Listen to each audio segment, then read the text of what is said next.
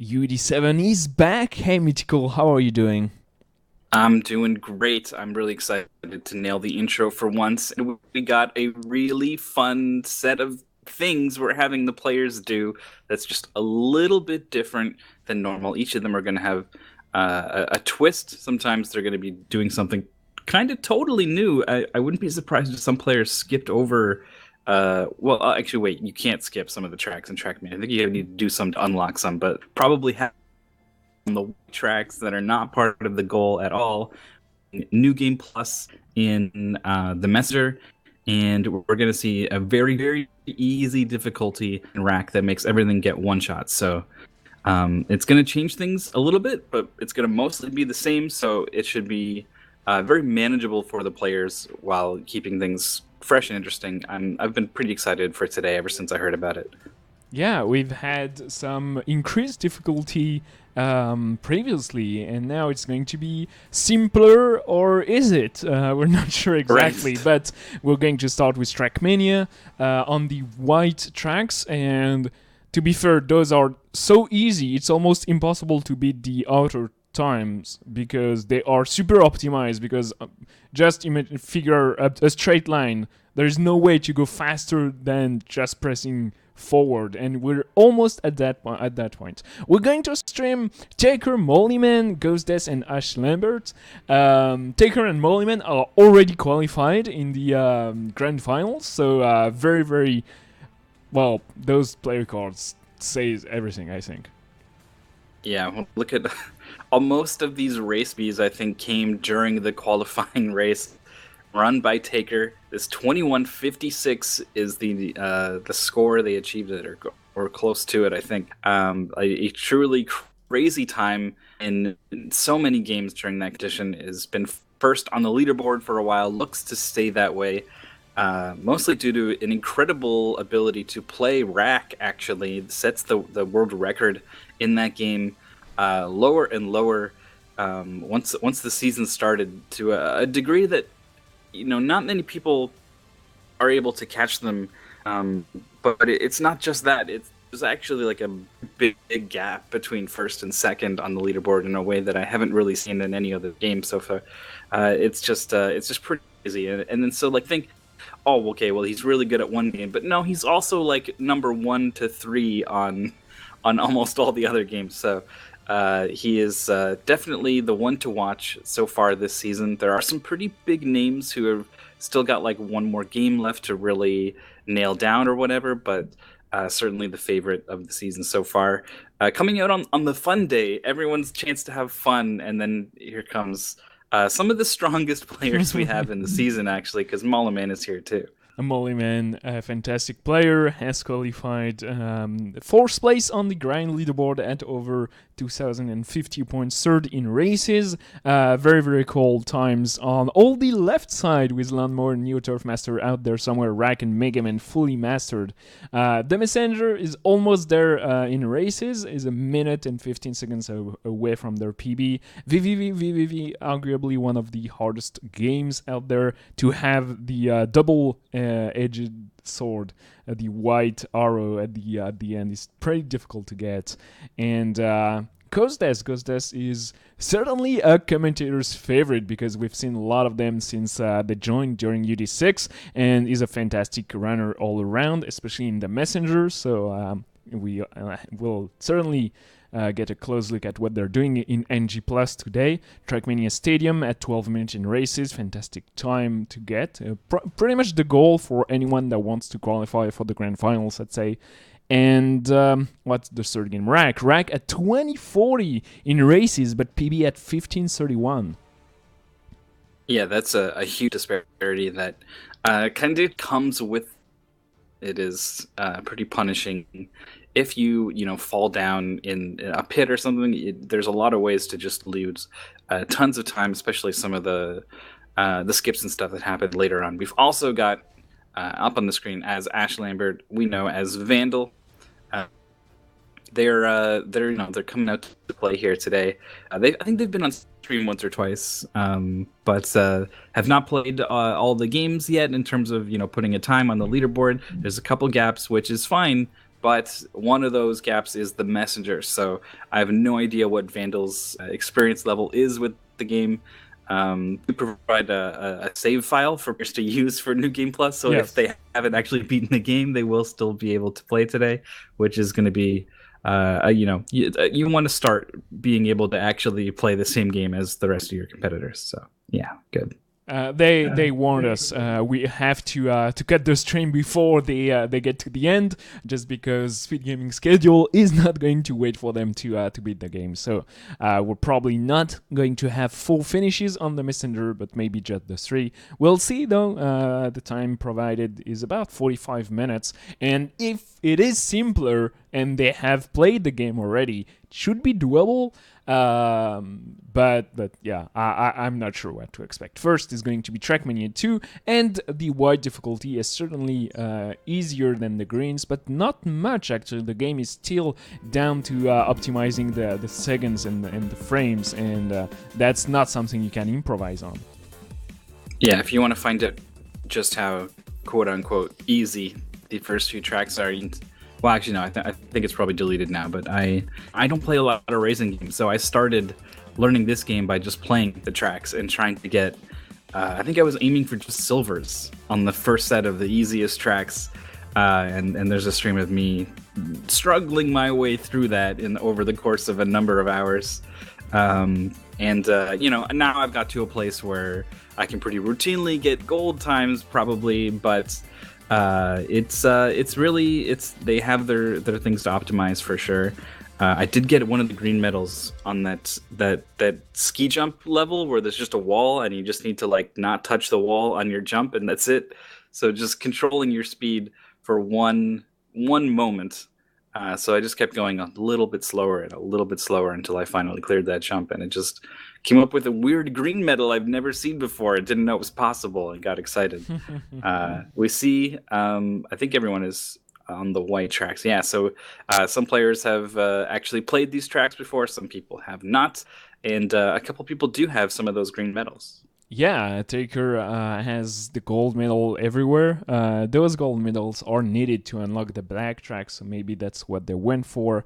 So they're going to be pretty experienced with the tracks. Ghostdeath has 1 green, and Mollyman never played track 10 through 5, so we'll see how that pans out. But here we go. Trackmania, it's, just a cool racing game, and going as fast as possible in the first track is very, very difficult because it's super straightforward. The road is super wide and there are tons of boosters giving you exactly the correct speed to land on the slopes. So it's going to be very difficult actually to get a good grasp at who's winning and who's in the lead and how the players are doing. Yeah, that it also helps to know all the track. Mollyman is off course here, but is going to be able to land safely. That was maybe even intentional, I'm not sure, because I'm not too familiar with these tracks the way I am with the other ones. Played them all that one time, basically. That was it. So that will also make it difficult to figure out who is in first and not being able to tell the tracks apart. But of course, everyone so far is on track 2. Ghostdeath a little bit slower. Loading in, those load times again removed. Players will submit their in-game time, not real time, I think, without loads. So keep things fair. Yeah, it's not going to be down to who has the best computer. Thank God. That would be terrible. Pay to win in the worst fashion. Oh, Mollyman almost bouncing there, flipping down. I'll try to keep an eye, and the most telling thing is going to be who takes the big full stop hit.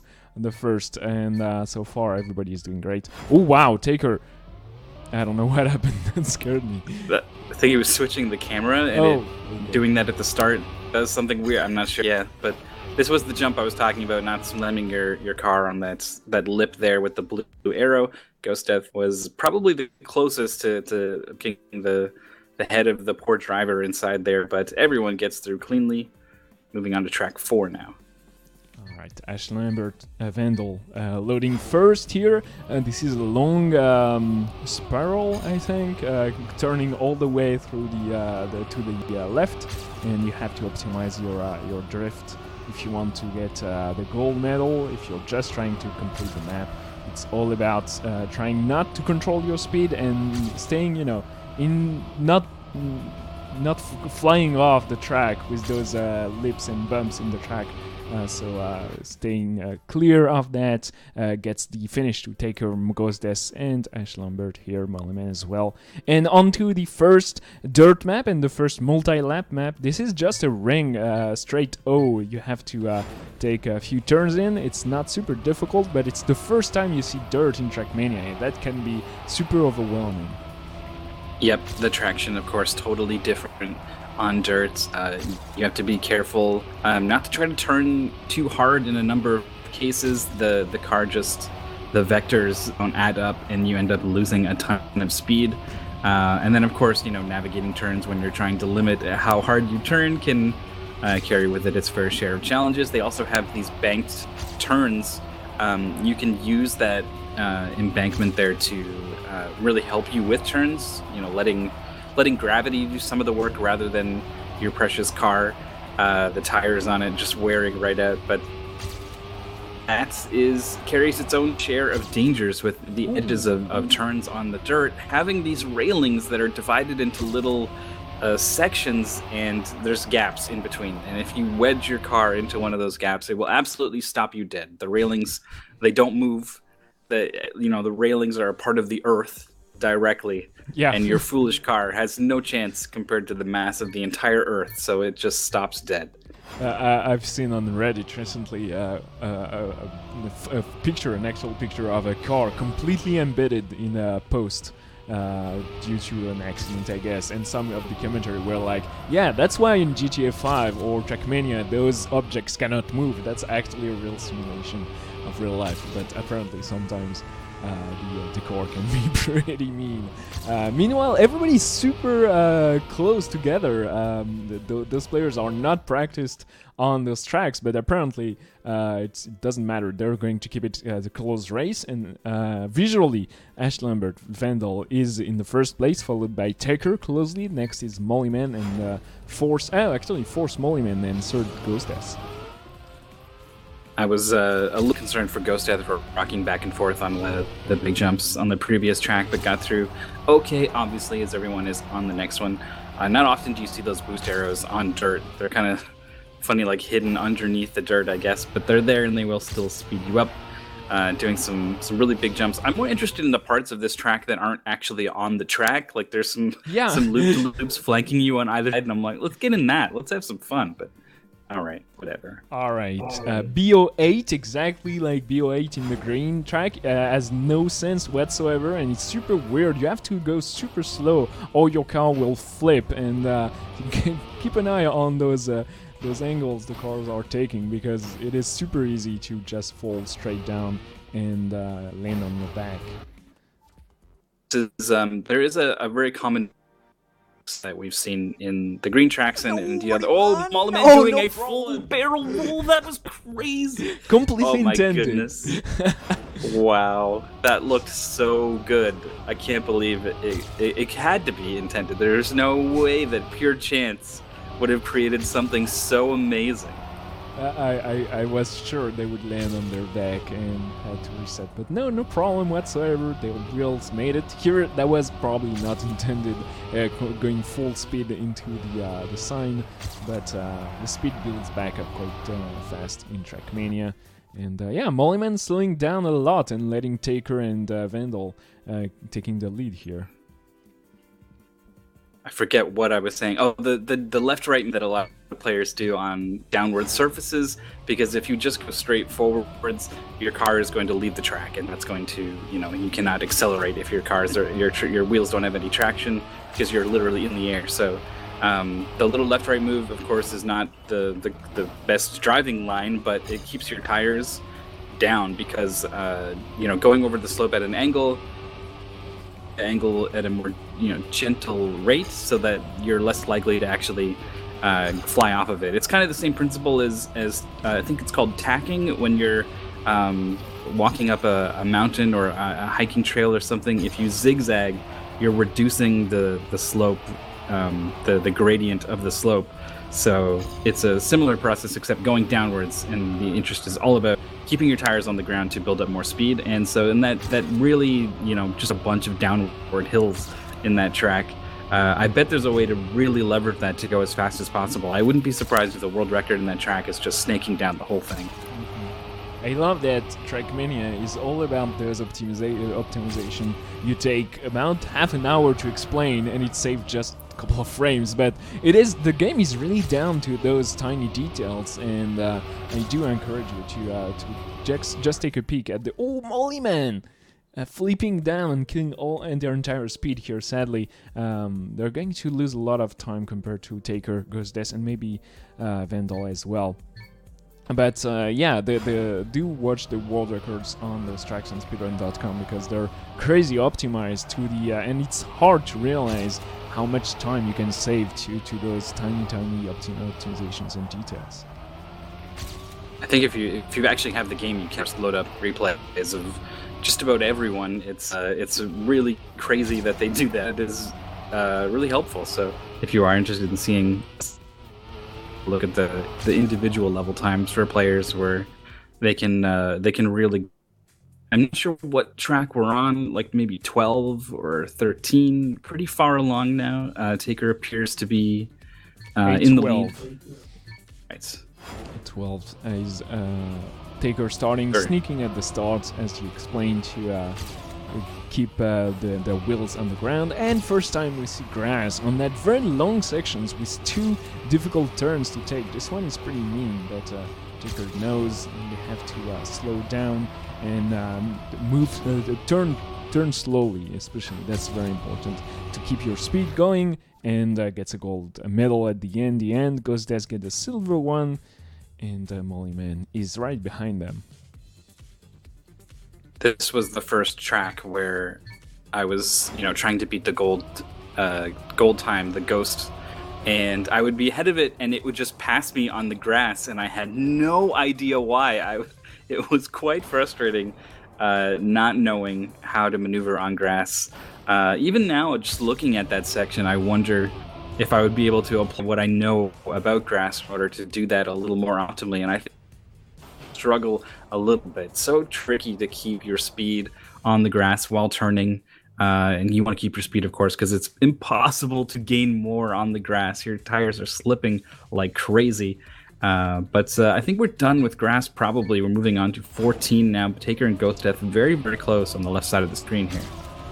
Oh, with the blue roads. This is the most grip any road has on Trackmania. It's super easy to turn on that, but you cannot drift at all almost, and it's pretty difficult to have the correct turns you want to aim for. And you have to slow down heavily to make those turns, or the super banked half pipes almost on the left and right sides are going to flip you if you go too fast. Yeah, Mollyman almost showing that off, but keep it on moving. Ash Lambert is done, and Mollyman is in 4th place here. Completely blind on the final 5 tracks, by the way. Wow, that is. I mean, you could. There was, Mollyman was right there with the top players, and then suddenly wasn't. So that kind of clicks, I guess. We got, I think there's 15 here. Ghostdeath, and they almost appear to be racing each other, but that's not quite. That is a ghost there for Taker. Extremely close between the two of them. Ghostdeath appears to be a little bit ahead, but again, it's hard to say with those load times. So we'll get the final story once the times are in, which is kind of going to be the way we have to do it on account of it's so close we can't even tell. Yeah, I like that indeed. Ghostdeath could be the ghost on Taker's screen. It's super close between the two. And A15 here is a super fun track. It's full speed. The turns are not too difficult to take correctly, except for the first one here. And the banked part of the map will auto drift you at the start and the end, exactly like B12.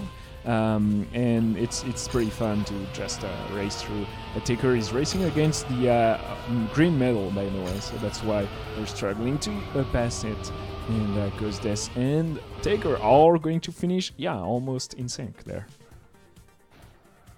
Really, we got Mollyman as well on the second lap now, getting really far to the edge. I think he nicked the wall just a little bit, lost some of that speed, and that hurts a lot. We're playing a lot for fun today, and the expectations are very different compared to the green tracks that we're so used to. But it's if you really wanted to play optimally on this track, even if it's straightforward because you don't have to brake, it means that you're just going very, very, very fast. So you have to do things that much quicker in order to, stay in full control of your car. It's pretty common um, to go way out wide on a turn when you're going at 400 kilometers per hour. I like those fun tournaments where the categories are changing, and that's super close to a mystery tournament where you kind of know the game, but you don't know exactly what you have to do in it. And maybe that would be like an idea to extend on. You announce a bunch of games, and you don't know if you're going to have to do a speedrun or take it, maybe randomize it or anything. And during tournaments. I like what we're seeing anyway from Andy Shepard, Ghostdeath, Ash Lambert, and Keltris. All four are done, and the scores are going to be super weird because the white categories, white tracks are shorter than the greens. Everybody's going to get super high times on all the three races today. Yeah, I'm wondering if with Trackmania you might actually see people having lower times than normal. Just if they had not practiced those tracks, there would if you go flying off a track on one of those big jumps or whatever on one of the multi-lap tracks, you could lose a huge chunk of time. But at least our top four was quite familiar with the track, certainly enough to post times that would be completely obscene if this was the regular category. For the other two games, Rack and the Messenger, I suspect everyone is going to be going faster than it's basically the same thing they already know. They have some tools to go a little bit faster, and I can't see a way that they would get slowed down by some of these changes. It's a matter of who can figure out how to save the most time. And I guess it just occurred to me, if you were going for a skip in Rack and like accidentally killed something because it died so quickly, then maybe you would not have a thing to jump off of to get over some, but probably everyone is going to go much faster in these next two games. Yeah, so rank, the difficulty is casual, but in casual difficulties you have all the cheats unlocked, and you cannot use the cheats or enable another one. So you cannot go no clip fly or anything and just get right through to the end immediately. So that's the only thing forbidden, as well as going out of bound. The category is still the same, so we'll see how it goes, but mostly it's going to be all down to movement and not killing enemies, which is pretty interesting because, to be honest, I think it's a very, very interesting way of practicing Rack. First, getting as fast as possible in the cakewalk difficulty, and then adding up the enemies as a factor, because movement is saving Taker a lot of time in their world record.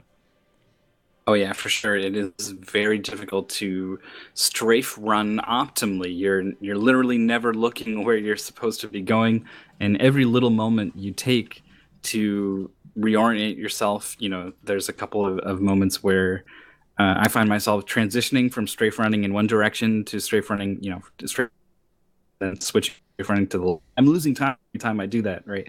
So there's a ton of time that can be saved optimizing your movement in a game like Rack or most first-person shooters that have strafe running, which we haven't talked about too much really as we've commentated this game in the past. But since we have a little bit of a moment here, it's a pretty common concept in a lot of first-person games where you have a forward button and then a strafe to side set of buttons. It's very standard controls nowadays. Back when Doom 2 first came out, it was quite novel, actually.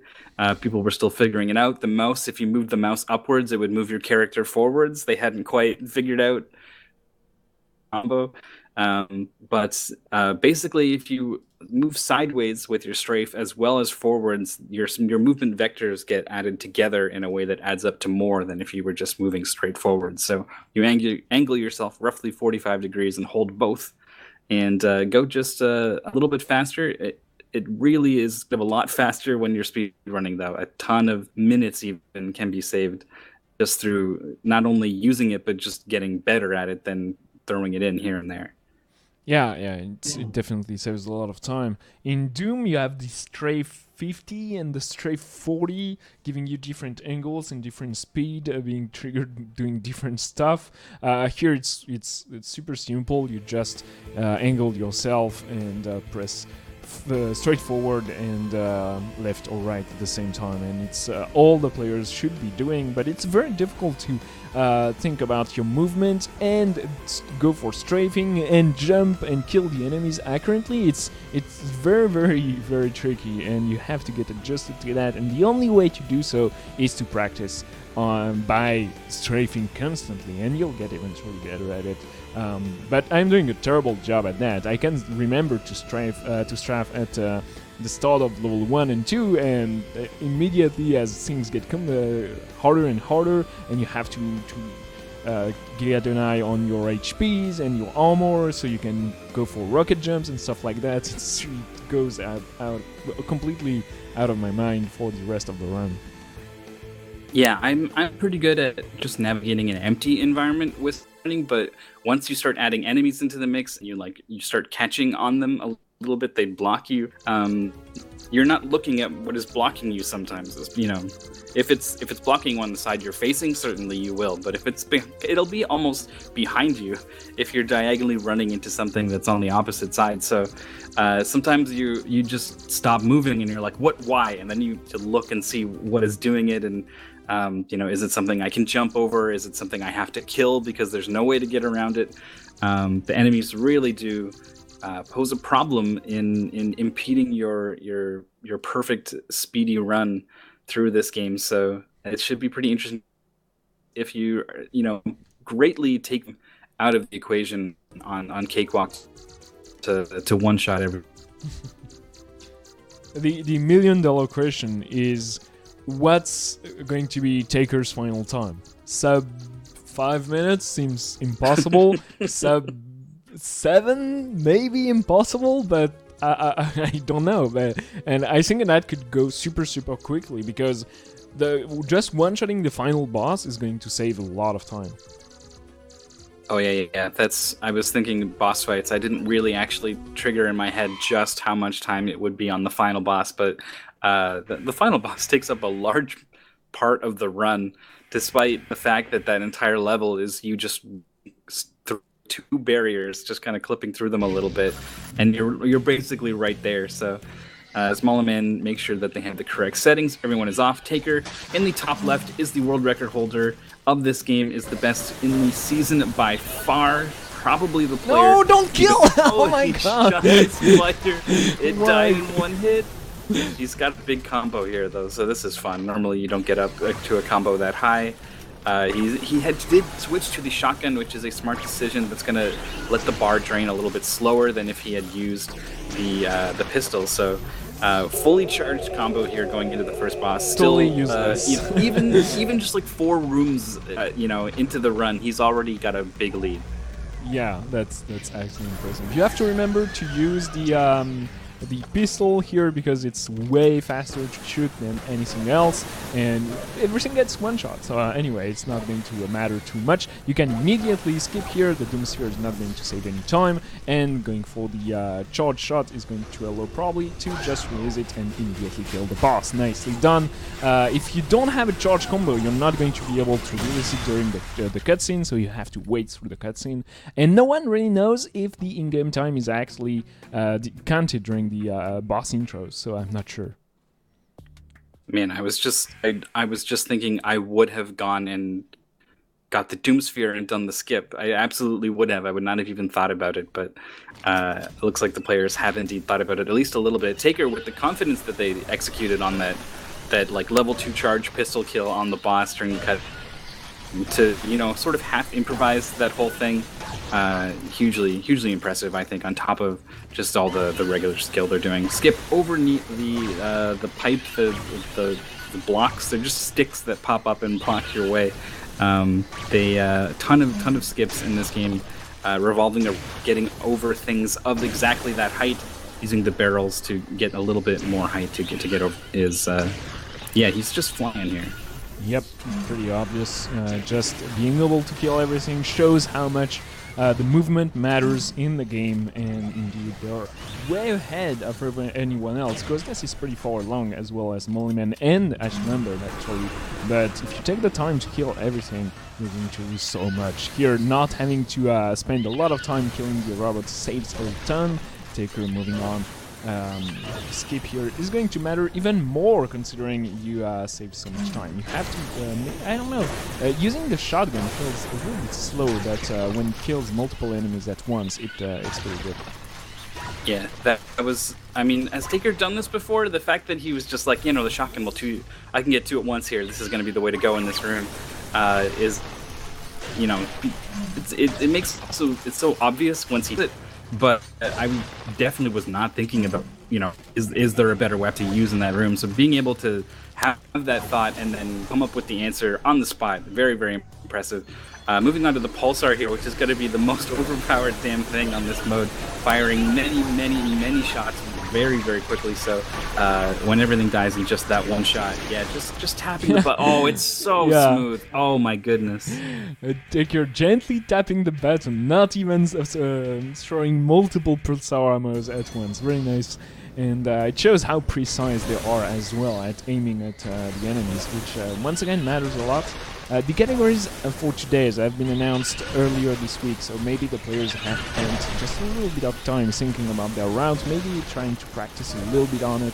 But it was not forbidden, obviously, but it's not either the idea, just nobody wants to spend time optimizing that category. I think it's really, really silly. Well, I mean, Taker is the record holder, so sometimes record holders want to keep playing their game or whatever, but they're kind of done with this thing they've spent all this time in. So I wonder if, it's pretty common for them to set their sights on another category. And so this is not about this fun UD tournament. It was about optimizing another speedrun of this game, and maybe that's what has driven Taker going for the skip on the platform. Bead Sphere will get you through the next section very, very quickly. Be kind of tough to control on and kind of hard to watch. But getting up there is very risky. It's around lava. It's a very precise jump, and going for it at all is risky. Very cool to see it pay off. Nice, yeah, and it kept going. The spheres just last for 15 seconds, but 15 seconds going so fast extend for a long time. Meanwhile, Mollyman, Ghostess, and Ash Lambert. Ash Lambert is a little bit behind, but all three are staying close together, and just Taker is going so much faster than anyone else. It's hard to keep my eyes off their screen. They're almost at Macron, and Macron obviously is going to die in one hit, and that's going to save a lot of time. Yeah, that's going to be the first biggest time save, I think, of this run. Could have set apart from the previous. I think it could have gone for charging the weapon here, maybe saving a little bit more time, but anyways. Yeah, that's something to think about. If this does end up being the cakewalk world record, which it might, honestly, that's a big innovation for next time. Ghost Death now locked in this room, doing a good job of clearing out all these enemies with the Pulsar. Burning some of that ammo with the Pulsar, it's so much more valuable. I mean, it's already like the best gun, but it's so much more the best gun on this mode. I wonder if players should be a little bit more careful about. Ammo is unlimited. Oh, okay. Yeah. Well then, okay, just hold that button down. All the time. Just tape it down and go. Yeah, I didn't know, but I just noticed the numbers are stuck at 180 for everyone, and I was like, yep, sure, you can go for it. I like the precise shooting of Taker there. It's impressive, not slowing down anytime. Here you're going to maybe want to keep your charge just because you want to one-shot the boss, but also you don't need the Doom Sphere. That's going to matter, maybe. Yeah, Taker is going to charge the shot. Mollyman is at Macron as well as Ghost Death already done, and Ash Lambert is going to hold them quickly.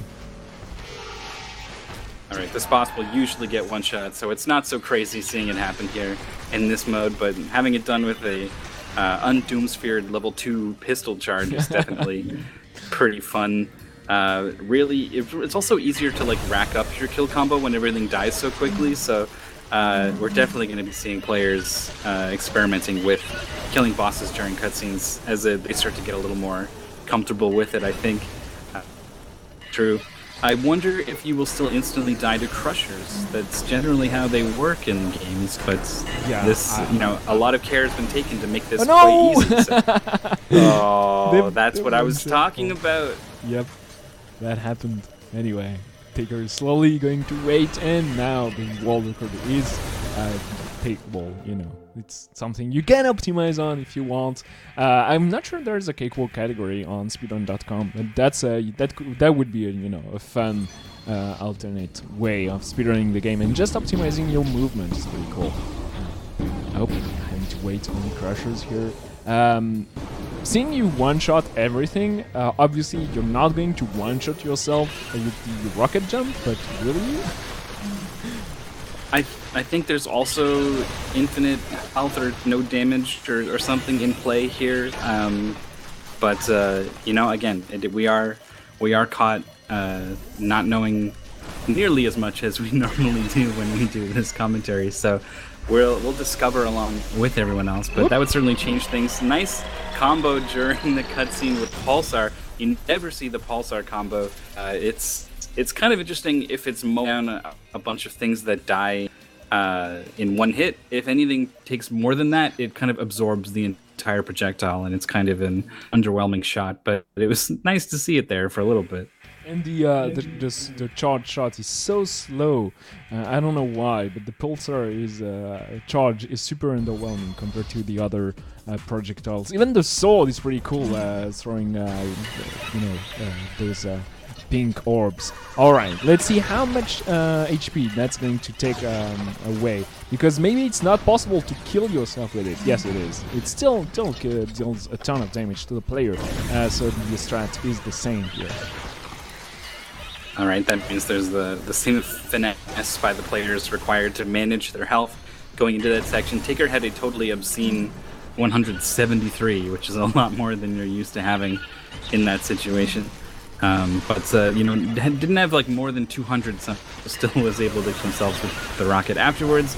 Absolutely flying with the Pulsar through this. Not even going to use the rocket here to take out those enemies. There's a much better gun here that is pretty good at taking out everything. So smooth.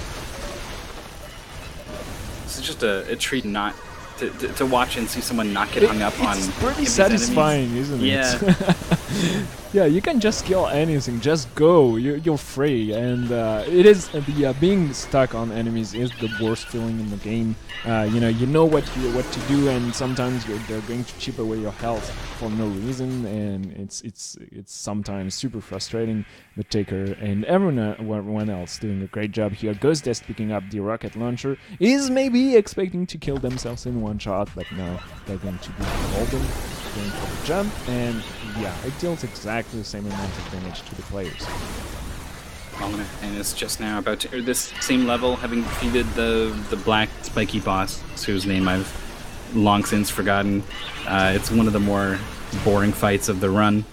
And onto this rocket jump as well. So trailing by about, I would say, 20 seconds or something from Ghost Death. Everyone trailing Taker quite a bit, who is just now almost done with the second to last level, doing that really tricky bridge section. It's not so tricky in this difficulty, but doing it, getting the shot with the rocket launcher, just completely skipping the Oculus fight is probably, I'm not sure if that would save more or less time than the final boss. I want to say more. It saves a lot of time for sure. But we are already at 11 minutes, so that means sub 8 is even maybe not possible. I'm not sure. So means that it doesn't save that much time compared to maybe just the time save is in the boss fights and not much more, which is super surprising to me. There was one missed skip basically that really held Taker up, but when the whole thing that makes Taker so good. His movement is good because he's not crashing into enemies or going out of his way to shoot enemies. So he's incredibly good at dealing with that part of the game. So when you take that part out of it, it's not as much of an advantage for Taker as it is for the others. I think that was the final boss. It's no longer Taker what the final time is going to be. It should in just a moment here. All right, There it 8:37. is. So Taker is barely 3 minutes better than their PB. I think it is. Taker is going to take advantage of the lower difficulty, the less compared to all the other players, which is maybe normal. But yeah, they zoom on the in-game time so everybody can see. This is probably the world record on that very specific category, but not everyone has run that. We got Mulliman hitting buttons here. I guess did not have the health to go for rocket jump in this level, and based off of how much health and stuff Ghost Death has, I don't think he did it either. Using the pulsar to mow down everything that spawns in this section. No need to kill yourself and reset and refill your health or anything. You just need to pulsar down all of these enemies, firing rocket, and it's I think he got it. Nice. All right, Mollyman is going to be pleased with that section here. You have to kill all those robots, but being able to one-shot them is so comfortable because that part is hell. Because this is already done, and moving onwards to final level here, and Vandal is just following the entire normal route, which is smart if you're not comfortable with the game. Just taking that as an opportunity to play through the game is pretty cool.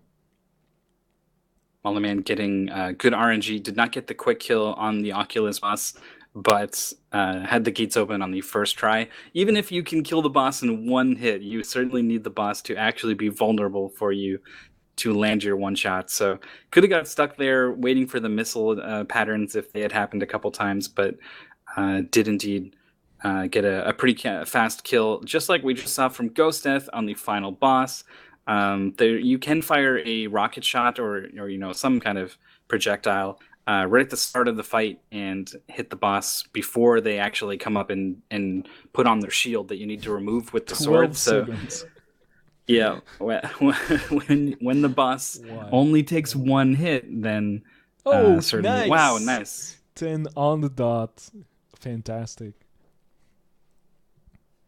Only 3 of 202 treasures. Not too concerned.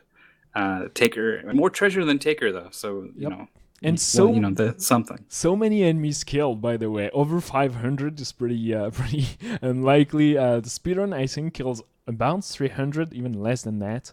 So you don't want to spend ammunition killing enemies, but when you have unlimited ammo and everything dies in one hit, it's pretty easy to kill everyone.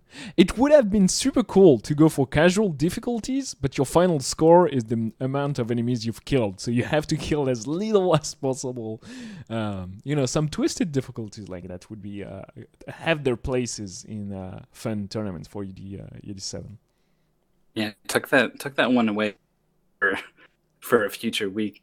There's a couple situations where like you want to use enemies to jump over some bars and skip having to kill things to lower them. Obviously, that's going to reduce your kill count and is fast. But sometimes you're killing enemies because they spawn in the way of the real enemies that you want to jump off of. So you would have to like maybe guide those enemies away from the bars and then like scooch around them and get out. So yeah, that could be some pretty fun stuff to going for the low kill. The low kill run here. We got on this boss for Vandal. I think that was a pretty favorable pattern there. Opened up pretty much right away. Moving on to the final boss. Just 2 clips here before the world's shortest final boss fight. This clip though is it's not so free. I think I don't know. Sometimes it just doesn't want you through. Yeah, and Taker did not go for the button we see in the center of the screen here for Vandal. They went clipping through the red walls, then the green walls to go faster, which is pretty fun. I don't know if they came up with the strategy on the fly here or if they thought about it, but that's pretty cool. Mollyman in chat saying that they did not realize quite immediately that they had infinite ammo, so the fun started to rise up when they understood that they could spam the pulsar ammo as much as they wanted, I guess.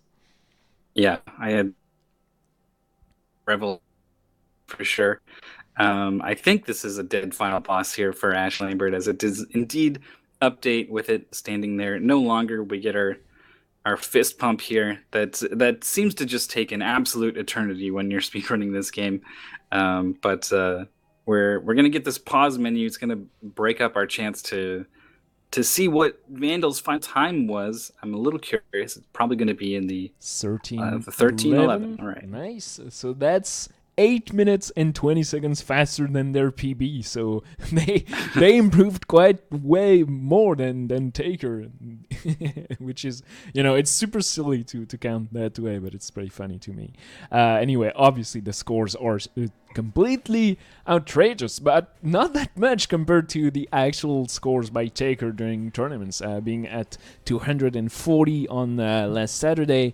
That was something. Yeah, there's a 240 on this leaderboard from Moonrim, and I think Vandal's time is going to come in a little bit under that. So it's just speaks to the crazy level that Taker has reached in this game. Was able to push it, 22 points further here today. Currently sitting on top of the leaderboards with also a really good Trackmania. Gave us a nice race, Ghost Death, in that game in particular. Ghost Death is very good at the Messenger. I don't know if they have any experience with New Game Plus, but if anyone could take Taker down, I think probably they have a pretty good shot at it. Moving into our final fun game, New Game Plus is going to give you some stuff. We don't actually know exactly what stuff you will come into this with. So New Game Plus usually means you have all that you had finishing the previous run through the game, but the difficulty is increased. So is it easier, considering the save we share with the players is completely 100% all the stuff you have? Will you need still money to buy stuff, or the boss is going to be super crazy hard? I don't know. I have no clue what's going to be required. I've actually never played through New Game Plus. I just realized that this evening, coming into the stream and was reading through the Discord, and was like, yeah, I played 100%, but my save file is still waiting to be validated into New Game Plus, so I have no clue. And maybe the reduced difficulties lying a little bit on this Thursday evening. Where I don't know. I'm interested to see. Anyway, the players are complaining a little bit in chat that they died and should not have, or did not beat Taker's PB in the casual difficulty, even in Cakewalk. But overall, everybody seems to have lots of fun. Man, he's just. It is. We've said it so many times just how good Taker is at rack, but like it really is just because it's rare to see one person just be so much further ahead than everyone else in this case. We got a more late time there added, I think, for rack from Sylph Shady, but or no, I think that might have been Mulliman actually, but. Yeah, we're getting ready to move on to Messenger. The thing I'm maybe more interested in. Because I thought it was interesting change to the gameplay was 45, I think is the number, the power seals, the green medals available in the very optional, sometimes very difficult challenge rooms hidden all throughout the game. You get the windmill shuriken instead of your regular shuriken, and it's just like the Ninja Gaiden 2 one. It will come out, it will come back. If you jump over it, it'll boomerang around. There's an achievement for keeping it going for like 15 seconds or something. But it has kind of a different mechanic. It has 3 charges, so not as much as the most you can have with your shuriken, but it refills automatically on its own. So players will have more shurikens to work with, I think, overall.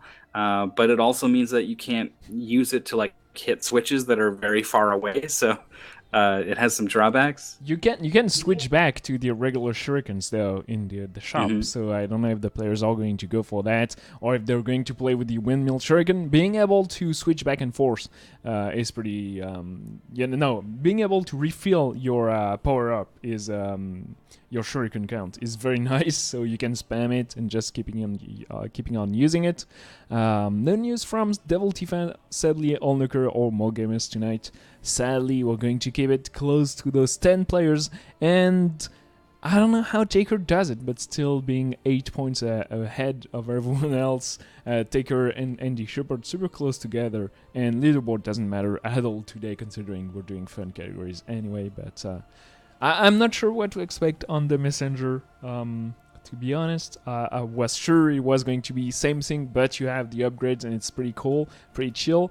But considering how the game is done, maybe that's not the case. Maybe the enemies are in different orders, the bosses, the storytelling. I don't know. I'm eager to actually play it and try it for myself. To be honest. What if 8-bit part is entirely, and it's just like the whole world is opened up with the link between dimensions, and that would put a problem in our ROM category, I think. Yeah, if actually you have the time mechanic and you switch back and forth with the 16-bit spot, it's going to be crazy. Wrong clip, I think, but we can keep an eye on Rack. That went super quickly. Maybe we can keep an eye on that. But up next is The Messenger. Indie game from 2018, super recent, has been speedrun quite a bit, as was with Celeste, I think, the title of 2018, the most speedrun.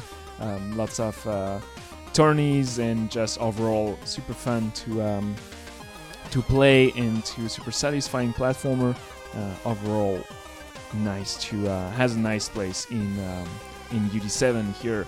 The longest game of the bunch, and probably the most demanding for a lot. Not as hard as some others, but having a ton of optimization everywhere, and it's hard to figure out where the time saves are. It's certainly a very important title in the selection. Yeah, it is. There's just a lot to learn. It's a big game, a lot of rooms, a lot of strats. A lot of things that are pretty atypical if you were to just try to do the room quickly. Like, there's a lot of screen transitions that are you wouldn't think were quite possible, especially in Searing Crags. So lots of little shortcuts here and there, and it's I find it one of the more difficult games to master. It is. There's a couple games that are real beasts trying to get to the 200 point mark. VVV, Trackmania in its own way, Kirby.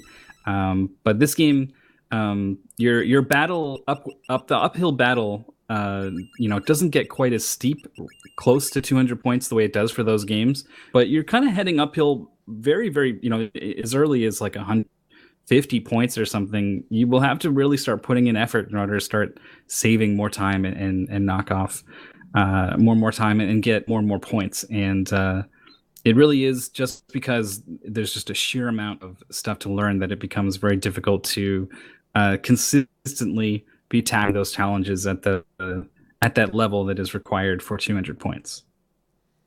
All right, so apparently the players have unlocked New Game Plus. They can choose an item to start with. The players are going to save the flippers that allows you to run on the water and the lava.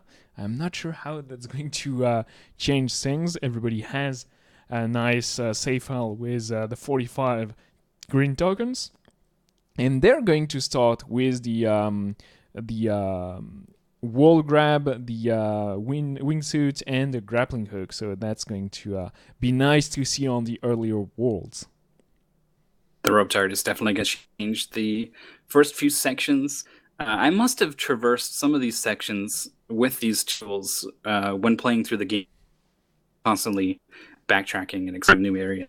But very often you're going through them the opposite direction. So maybe I haven't gone through in this traditional left to right direction that we're going to be seeing here today as the race is about to start. I'm trying to think.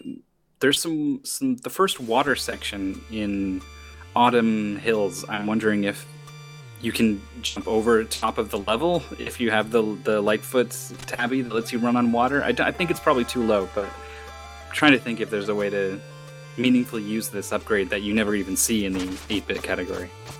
Alright, so Quabble is here and tells us, I think that the difficulty has increased, so they're going to take more damage, but there's a thing with the the time shard as well. They're going to have to collect some of those, so we'll keep an eye on that. So the number in the up left corner, right corner, my bad, is red on the player's screens, having a 0. I think in order to change world, they're going to have to gather 50. That's if I read that correctly, so we'll see. But apparently, gathering money is going to be important. Huh, that is a totally different mechanic that I would not have picked up on. So it is good we did not go in totally blind here. Looks like the first section of the game doesn't have any wrinkles, though. Due to the story of the game, actually, being kind of cyclical with this messenger comes in and the next messenger, they could have had something with New Game Plus where you are the next ever, but looks like we are still going to get the same archer guy who saves us, and then we're still going to be the same ninja heading out of our on fire ninja village into the Autumn Hills. Having the grappling hook allows you to grapple almost everything, and if you want to save time, you should do so. So we'll see if the players can remember. Molly Man checking that they have indeed everything unlocked. And yeah, so keep an eye on those red time shots counts. I'm pretty interested to see if that's going actually to matter, or if I misread what Corbel was saying on Ticker's screen earlier. So having unlocked everything means still that you can grapple, ignore a lot of stuff, use the wingsuit, and just move on smoothly through those screens that the players know exactly about. And why is Taker entering the... Force of habit has brought him in here. Okay, he's switching to the windmilking, actually, so this was intentional, and we're going to get to see this very, very cool power-up here. I don't know what they have in mind to use this for, or if they're like me and they just wanted to bust it out. Yeah, I wanted to see it. I wanted the actual save to start with nice, the shuriken here. Oh, do you get cloud step of shuriken hitting an enemy? I did not notice that when I played it, but I'm not sure actually, but I don't know. Well, I'll try to parse that out of just what we're seeing from the player screen, but that would mean maybe, I don't know. I don't think so, but still the players have to swim here even with the upgrades, and indeed passing 50 the shot counts goes passes white, so I think that matters actually a lot. White is definitely a more friendly text color than the old Dragon Warrior, Dragon Quest games. When you get low on health, the entire UI in white just turns red, and it's actually quite menacing. So very, very pleasant to see that nice white text. Nice skip there from Taker, jumping off of the blue projectile from this guy that throws at Ghost. Is not going to go for it, but I know he knows about it. Yeah, it's cool to see everyone really naturally using the rope dart in order to save time in all these different places.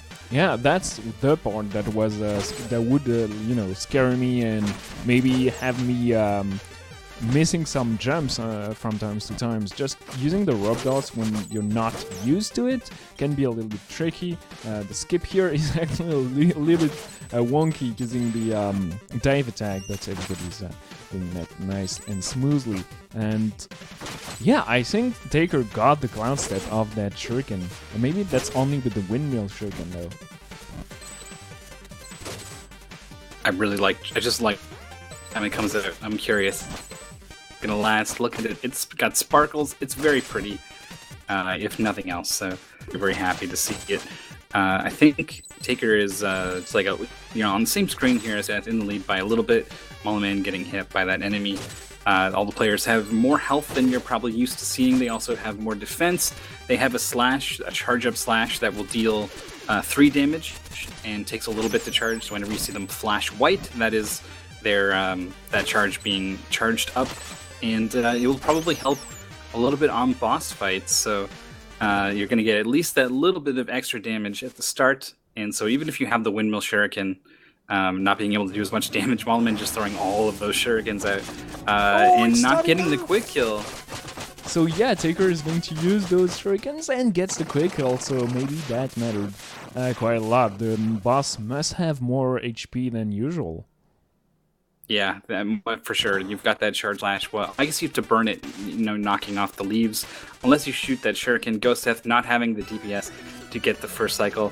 I don't. Did Taker practice, or is he just this good? I don't know, but he has been thrown at.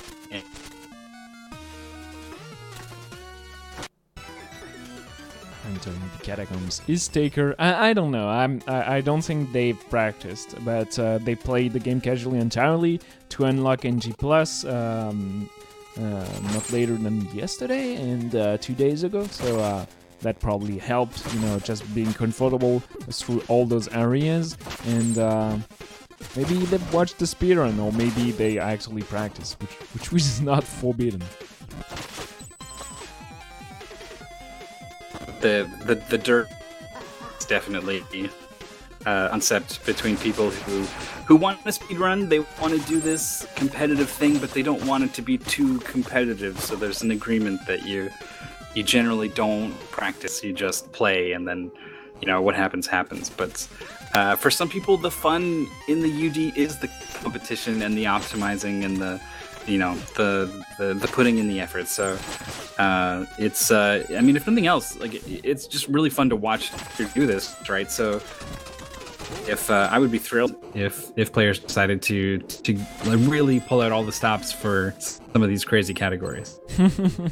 Yeah, it's Taker has definitely the time now that they're qualified and way in the lead. We were talking with Double T fan about that, and they were saying that they think Taker is going to keep their lead up until even during the Ultimate Finals happening live at Stunfest in just 6 weeks? That's pretty soon. And yeah, being able to swim fast is definitely saving them a lot of time. That's pretty cool to see, by the way. Love that upgrade, but it's not very useful in the any person category, except I took one tiny place in the all-wing Gloro. Yeah, you do that really cool keep your dash speed in water, jumping out of the water and flying through the air. There's nothing quite like that in the rest of the run. So it is cool to see that, but it's also cool to see it get a little bit more at a time in these water sections. You go so much slower. Taker having a bit of trouble with some of the spawn here. Doesn't have the range, the windmill shuriken, unfortunately, so you can't quite snipe at the wizard who spawns on the far end if that happens. So had to got a little bit lucky with spawns. They were all kind of centralized, but possibly losing a bit of time there. Rope Dart is going to help a little bit through this tricky section. The jumps, being as optimal in this section is actually pretty difficult, so having Rope Darts to help make that go a little smoother is nice. I don't remember. Why is the Sword Slash so wide sometimes? It's been a while since I've seen the... Yeah, that is the charge slash that's built. I get different hitbox, actually, now that I think about it, so it might be more useful even for enemies that die in one hit. Yeah, I don't remember the mechanics. You probably want that charge for all the bigger enemies and the bosses. I'm interested to see how Ruxton is going to go. The opening is still RNG, but maybe considering the enemies have more HP, it's going to actually be a little bit worse. We'll see though on Taker's screen how they're going to deal with that.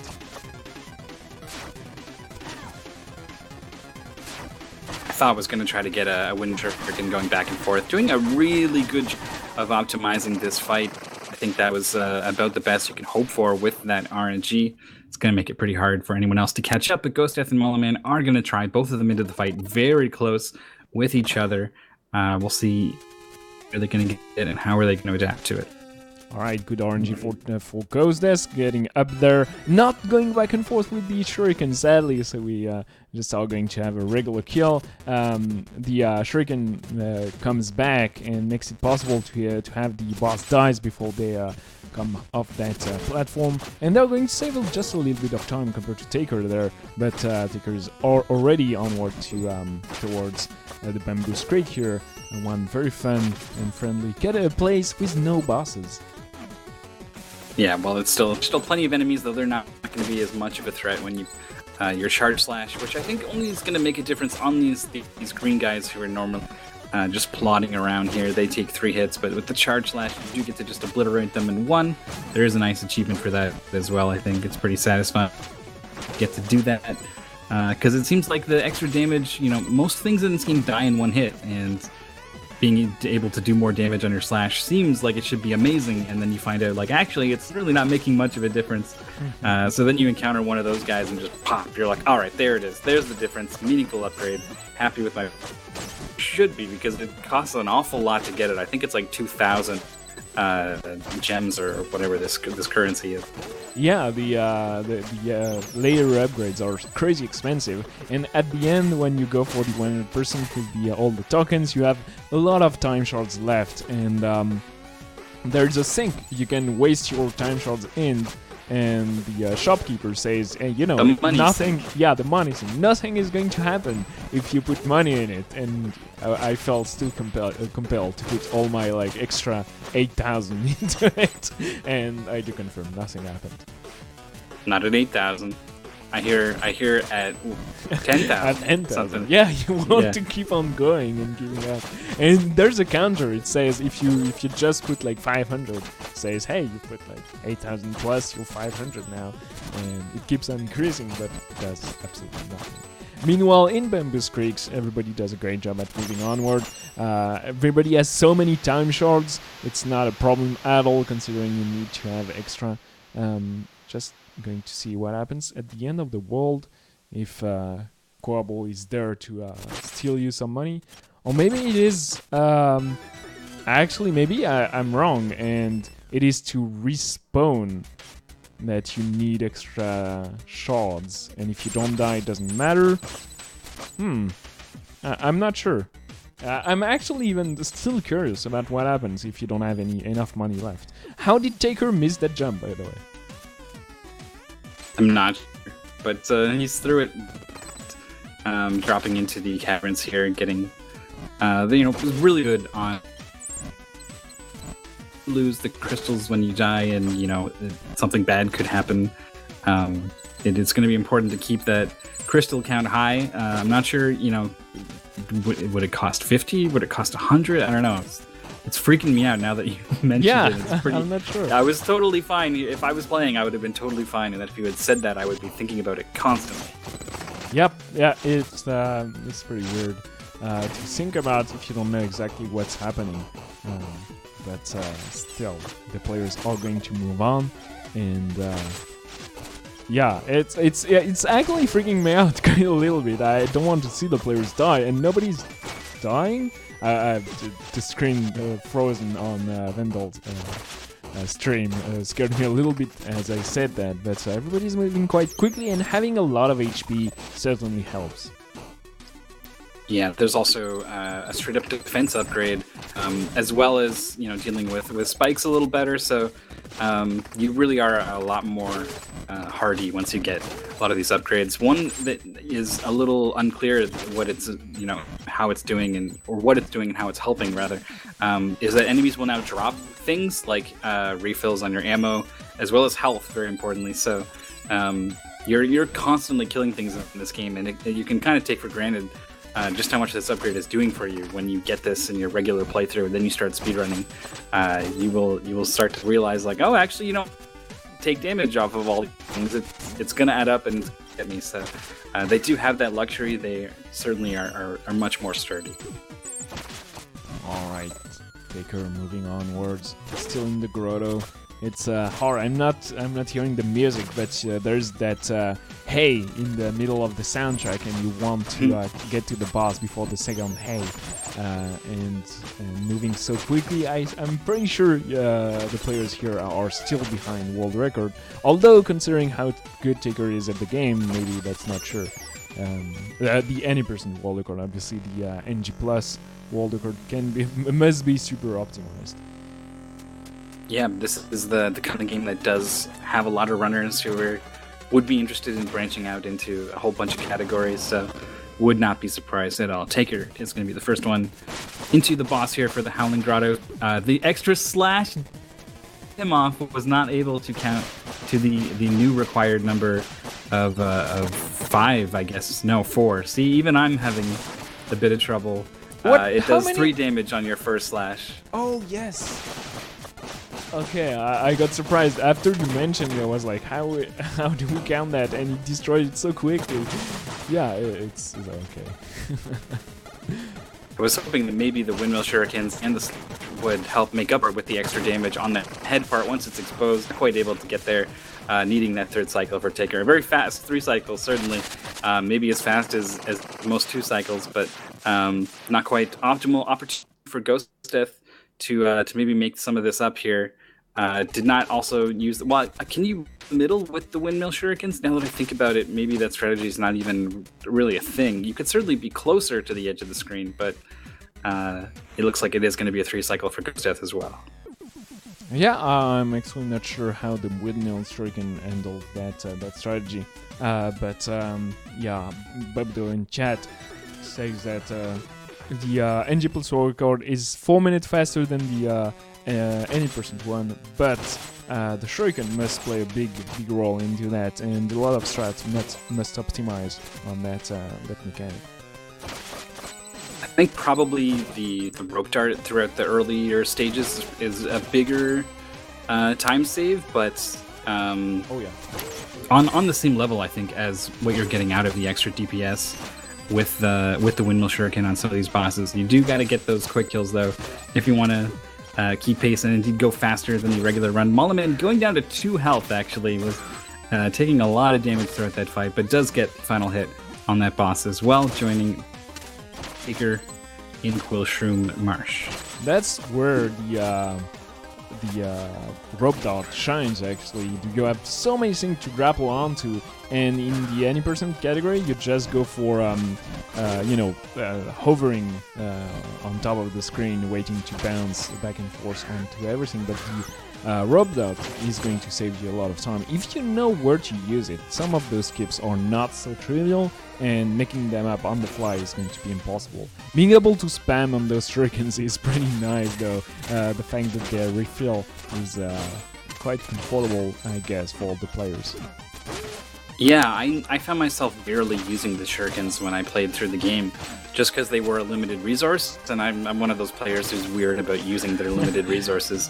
So you know, even when they start they drop, you can start getting refills pretty easily. I still just wouldn't want to hit that other button on my controller even. So once I got the windmill shuriken, I became a lot more comfortable just throwing this thing out, and it's probably why I was so excited to see it here today, because it was something I found myself using a lot more often.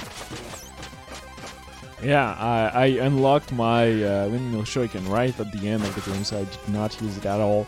But having the shuriken once refill, it comes pretty late into the game, maybe a little bit too late for the players to actually just remind them to use the shurikens, and the limited resource usually does that to a lot of players. And, you end up with all those RPG with those super valuable potions and upgrades that you never used because you never knew when it was worth using. Oh, it's bad. I recently did a challenge playthrough of an RPG, and even on the hardest difficulty, I still had 20 of the super revive items just sitting in my inventory at the end of the game. But I didn't know if I was going to need them legit that time. Anyway, my excuses are just to that. Oh, Ashlamber dies, and Quabble is... he just eats them. Is eating Time Shot, but if you don't have any, what's going to happen? Do you not What happened? I want to know. I want to know, but I also don't want to find out. I want everyone... Yeah. Go through the game easy, no problem. So far, that's been the case for 3 out of 4 of our players now. Taker has defeated I can't remember the monk. Yeah, who's the cursed. The Queen of Quills is the name of the boss, but it's a monk, an old messenger that got corrupted by the evil magic of the quills, and everything is spiky now, and even the green equivalent of Quabble is all green and spiky. And onto the crags here, and now it's super close to what happens in the any person category, because you are supposed to be full staff at that point in the game.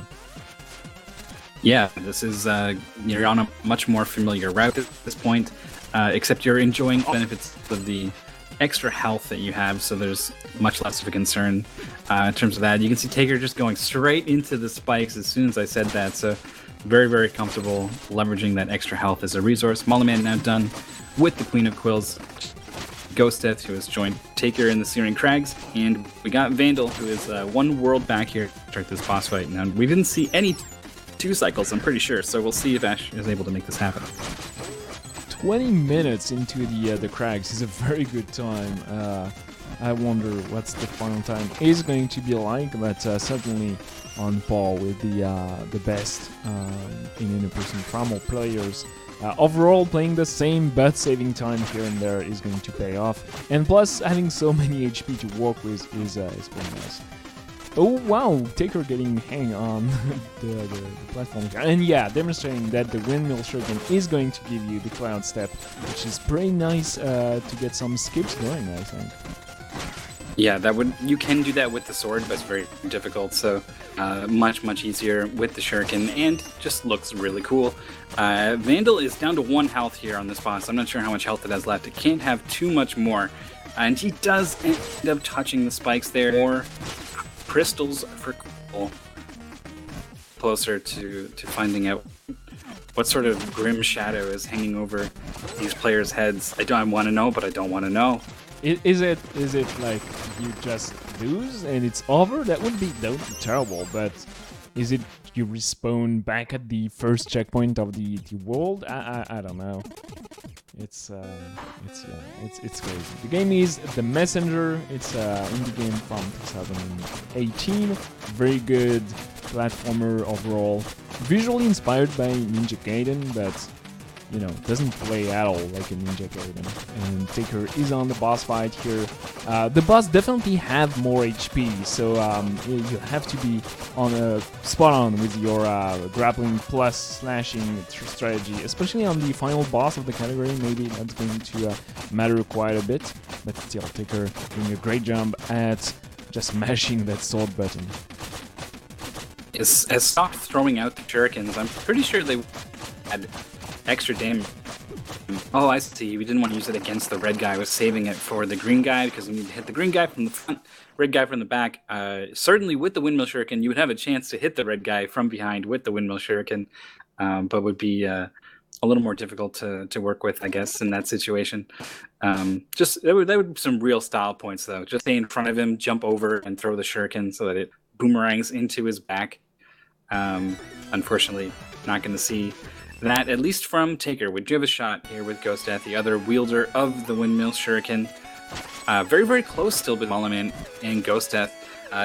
Tell because the boss has so much health, but look at the synchronize on this attack. This is the worst attack, the pattern that wastes the most time.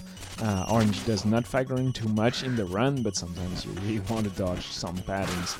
Taker moving onward to the glacial peak and kill the enemy is going to struggle to have their cloud step of those tiny projectiles, and I don't know if they're struggling because of the way they move. They're not too used to certain things, or if that's just, you know, mistakes anyone could have done, even in a person's. But still, overall, very good speedrun, good show. At 25 minutes in, we are almost at the Tower of Time.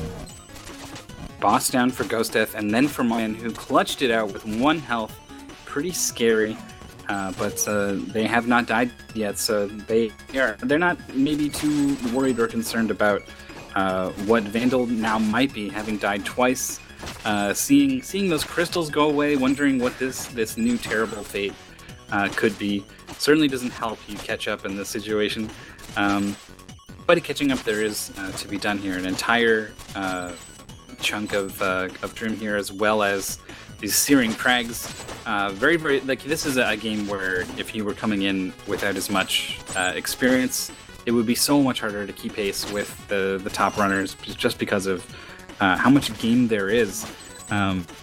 do okay, but it's really just the way this game is. There's just so much to learn that someone who's put in all this extra time to learn it is just going to be going that much faster. Wow, nice from Taker there, nice going up kill. and over. Yeah, this is where one of the hidden green token is usually, and you're certainly not too able to climb up there normally. That's nicely done by Taker. I don't know if they're going for those strats on the fly or if they practice it. I'm not sure. I'm also trying to figure out what makes that possible here that is not possible in new game. Does the charge slash give you more of a boost when you bounce off of things? I haven't noticed that. I think it's just the I'm going to I think Ghost Death is still there, but they were able to use the windmill shuriken. I think that's it. They used the windmill shuriken through the wall, hitting the lantern, giving them a cloud step to climb upward. I think that's it. I'm not sure though. I would have to rewatch the what happened on screen, to be honest. Yeah, that's the kind of that's some wacky 2000 IQ thing though. You know, if someone were to just make that up on the fly. So I'm now completely certain Taker has at least put some thought into this category beforehand. Ghost Death having a bit of trouble with a very simple moving platform there. Does eventually get up to the Tower of Time, is one cutscene away basically from Taker. Mulliman is dropped back a little bit through the glacial peaks here behind Ghost Death. Yeah, Ghost Death knows what they're doing. They just skipped an entire sections using the windmill shuriken on the crystals through the wall. I don't remember, but probably with the normal shuriken you cannot shoot those through the wall. I'm not sure, but I would guess so, or those skips would be possible as well. Anyway, Taker moving onward, getting the skip here. This is one that we're seeing a lot, but it's not easy at all to grapple exactly on time, so it latches on the top of the platform. I wonder how much damage the lasers do and how feasible it is to do some more damage boosting than you're used to in the Tower of Time. Normally they do 4 of what is probably 5. 1, basically. And even if you do it, you're terrified of some of the attacks that these guys could take. Are getting walled a little bit there by the wizard. Was just kind of standing, waiting to make sure that he didn't get hit by it. So, oh nice. Oh my god, yeah, okay. So either studying the any person category or just practicing, but those skips are super nice, and this is very well executed. Oh, a bit too far to trigger the pink crystal here though. But yeah, they know what they're doing. There's no improv here. So with 5 HP, can they go for the skip here? I'm not sure. Oh, that was not planned. Yep, no, they're going to wait. So I guess the lasers do 5 now. It would have been very, very surprising if they had gone in that opening to one of the optional rooms in the side. I would have no idea what to expect if Taker had actually gone in there. Three of the most annoying power seals to get are here in the Tower of Time. You don't get them the first time through. You have to come back and do the entire tower in sequence in order to get them in the regular game. So I also missed one of them and had to do the tower a third time. Yeah, I guess I'm a little bitter about it. Able to hit the crystal from as far away here as Taker, so didn't bother to throw the shuriken though when he did get a little bit closer, and that is nope. Oh wait, we're going backwards. But he hit the furthest crystal, so at least he ended up where he started instead of in the middle room. Some pretty wacky stuff. Getting used to what you can do with this shuriken. Yeah, that's actually pretty cool. I like it. I like the fact that it opens up for some more new strands, and yeah, the windmill shuriken is going to matter quite a lot in the NG Plus category. We are 30 minutes in, and I guess you can skip some more here with the I'm trying to figure it out, but yep, Taker is going for that. And nope, it just that was Was it intended? Did he recover? I don't know. He hit like a whole bunch of crystals. Yeah. I saw Ghost Death actually hit some has been back to a checkpoint here and touched another laser. Is still alive, but has 1 health. And is going to be thinking at least a little bit about that previous death, is actually doubling back to hit the checkpoint, and this is allowing Mollyman to catch up. They're very, very close now. Oh, and Mollyman actually going for the skip here, so saving time and going for the checkpoint here to save some more. Mollyman. Oh, Taker is showing off that you can actually skip the lasers by jumping on top of those. I'm not sure if that saves time, but skips the tiny platform motor scaler maybe. Anyways, on to the boss fight. Let's see if the patterns have changed, but I guess not. It's just going to have a little bit more HP. That's what I would guess as well, but we've seen some players struggle to stay up the entirety of the fight, so having a longer fight is only going to make it that much difficult. Even if you do have some extra damage input from, say, the Shuriken or your Charge Slash, was very, very low on health, and just got hit, and it's very difficult to avoid completely taking damage here. We're almost getting over. See, that cost. We're not waiting for that platform. Cost him that, and then that health cost him that death. Yep. Sadly, that's what happened. So he's going still for it, and has to master the grappling slashing strategy. And there we go. But I wonder if maybe using the Shuriken. Yep, they're taking a hit here once more. It's really weird. But maybe the rhythm of the clap is faster? I don't know. But here we go. The boss is dead. And the Charge Slash, the Windmill Shurikens, get them the finish at under 32 minutes, I'd say. Meanwhile, Ghost Death, Mollyman super close to each other. Let's see if Ghost Death can do that without dying. Almost caught Taker actually because of that death, but just at a fantastic boss fight. Just the DPS that came out was pretty crazy. I thought we were going to see a longer fight, but ended up actually being shorter.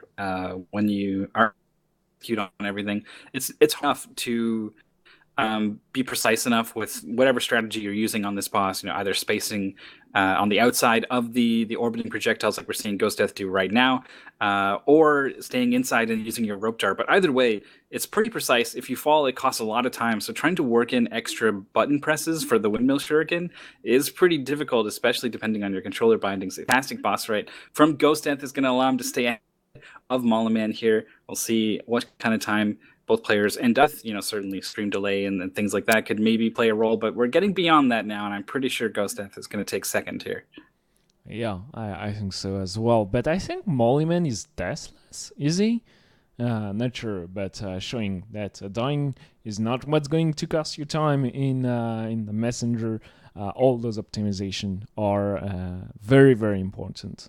So meanwhile, Vandal actually is going probably to beat the game within reasonable time, making good use of those extra HP and all those upgrades actually mattering quite a bit. Being able to refill your HP when you kill enemies, as you've mentioned earlier, is actually super important for beginners, because you're less likely to die due to just enemies hitting you in the face.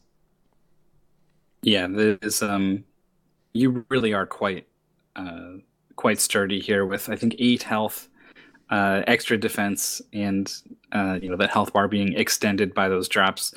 Even we saw some slop on that climb from Vandal, but had plenty of health to get up to the refill here and start the boss fight. We'll see how this goes. I saw Molly down to 1 health during this fight, so if even a strong player like Mollyman ran into some trouble, we'll see.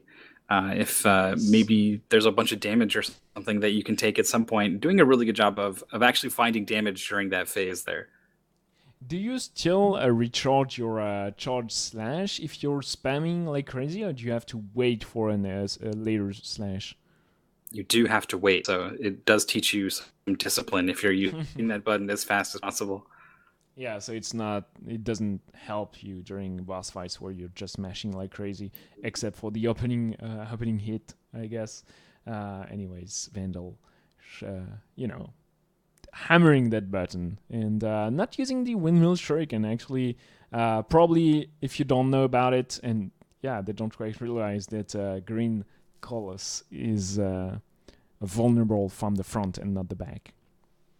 Only 1 HP left. Also doesn't know the safe spot right there to be able to get a ton of damage during the leg press attack there. So getting caught, not knowing some things is put them in a sticky situation with the 1 health here. We'll see if they're able to clutch it out. I think they probably still have quite a bit of damage left to go on this boss. It's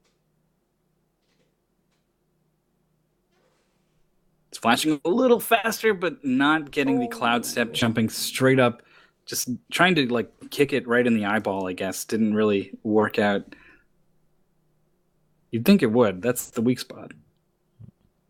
So, by the way, Taker did beat their PB by about 9 seconds on that run. So that's NG Plus helps apparently quite a bit. The windmill and the strats, and even though they died on the final boss, still ended up with 221 points. Pretty nice. Goes this in the second spot here. No one able to take away 3 games. Well, of course, in the overall, 17 points ahead of second place in Ghost Death, and rounding out the top 3 is probably going to be Mulliman. I don't think anyone else is sitting on a messenger time yet to be posted that will top some of these. So, congrats to our top 3. Everyone else who came to play will be top 10, I suppose. But we are not doing the stars. But I think I see a lot of names here who are used to coming out and playing at a really high level, so I think probably they're at least a little bit interested in playing to win. Yeah, for sure, those names we know of. Vandal, Ashlamber did not join so many tournaments, neither did Keltris. Keltris is one of the French commentators and took the opportunity here to join the fun, but apparently the fun is, still heavily disputed, and being up there is quite difficult. So the timer, leaderboard is going to upgrade a little bit, and the support just finished and takes the third place, tied with Mulliman.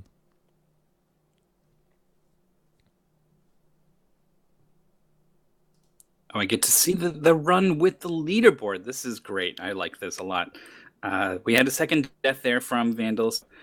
Is still maybe even learning that hitting the green from behind is pretty telling about not being totally prepared here for this situation, and also getting in some shots from the front on the red guy also is not going to help out too much. But doing a good job of avoiding some of these the team up attacks, the transition.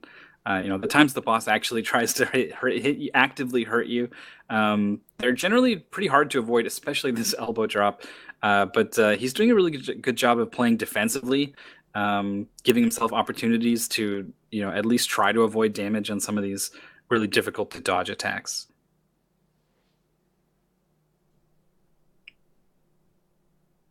On the flip side, though, it is kind of drawing the fight out. Not being as aggressive, not getting the damage in just means the fight is going to go on longer, so you're going to have to do your dance for even longer in order to finally get your kill. And those big attacks are pretty hard to dodge if you don't know exactly what you're doing, so maybe Vandal is struggling because of that. 2 HPs left. The boss is pretty the situation is pretty tense, and not knowing you can pass the boss just using the grappling hook once again tells exactly how inexperienced Vandal is with the game, but that doesn't matter too much anyways. They don't have a PB in the game at all, so I'm not sure how much they've played. Maybe they're not blind, I'd say, but maybe they've just put in a first playthrough and never actually speedrun the game. I wouldn't be too surprised if that's what we're dealing with here. Ended up with a third death here. They had you can not knowing you can rope dart directly to the boss. I think that's pretty unintuitive that would work out in your favor. But you could certainly just cloud step over it, and I haven't seen Vandal really try to do that. So I think probably they're just trying to play hyper defensive here after a couple deaths. And maybe they're even panicking a little bit because Corbel is taking those crystals every time they die. I think this is 508 crystals they have left, so certainly a number of deaths they can still take here. But every time it happens, it's a little unnerving. So we'll see how they're able to deal with it. Taking one hit here on the elbow drop, avoiding any damage on that phase. I don't. I feel like it's even just straight up impossible in a lot of cases. So minimizing it to just one hit is actually pretty good. Yeah, the only way not to take damage is to run the other direction and grapple onto the wall to stay up there, and then bounce with the dive attack. But they're losing their time shots. Maybe if they're unlucky, we're going to see what happens. I don't know. What's our craziest theory? The NG Plus run stops and the game installs itself, and I don't know. But most likely, maybe you just respawn at the start of the world, something like that. I want to know. Probably. I need to know. I could see that's what I think is most likely. I would also not be terribly surprised if you go back to the Ninja Village. That's your game. That's a game over. So you go back to the start of the You game. start all the way back to the Ninja Village. Yeah, maybe. Seems like the next most obvious stopping point. If it's not the start of the world, then you go to the start of all the worlds. Would truly be the end of a run. It would be the start of a new one, though. So there is that small upside. If that was the case, again, we don't know. We're just for a quick reset in the category. Never pick up any shard. If you die, you just restart immediately. Yeah, there you go. Auto reset. Perfect. We do have an extra time coming in here. ND Shepard has tied with Malaman actually with the 198 points finally on the board now. Yeah, that's ND Shepard. I'm surprised with their messenger time, actually. Their PB is at 41 minutes, and they finished in, what was their final time? 36:17. So yeah, actually quite a big improvement. About 5 minutes faster than PB is nothing to sneeze at. And yeah, it's it's a fun thing. It is still apparently easier and simpler than the any percent category. So Taker scared me a little bit, but it's not too bad. The time shards don't matter as long as you don't die too much. And we have a couple of more finishes here with Skeltris and Little Mai beating the game. I think these are people who probably normally don't feel too comfortable competing at the high level. Or, other people have put in so much more time than me.